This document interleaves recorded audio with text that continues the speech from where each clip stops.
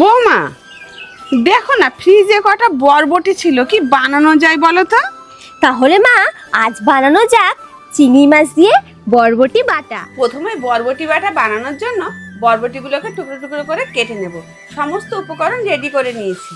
তারপরে কড়াইটা গরম করে নিয়ে পরিমাণ মতন জল দিয়ে দিলাম।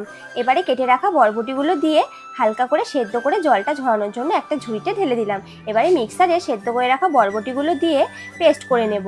তার সাথে দিয়ে দেবো রসুন আর কাঁচা লঙ্কা। পেস্ট করা হয়ে গেছে। এবারে কাঁচা চিংড়ি মাছগুলো দিয়ে একসঙ্গে ভালো করে পেস্ট করে নিয়ে কড়াইতে দিয়ে দিলাম কাঁচা সর্ষে তেল।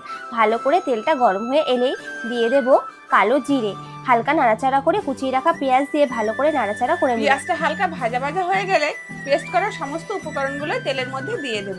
এবার হালকা নাড়াচাড়া করে নিয়ে পরিমাণ মতো লবণ আর হলুদ দিয়ে দেব। এইভাবে নেবার আছে অনেকক্ষণ নাড়তে নাড়তে এবার শেষে দিয়ে দেবো একটু চিনি দিয়ে নাড়াচাড়া করে নিলে রেডি আমাদের চিংড়ি মাছ দিয়ে বরবটি বাটা।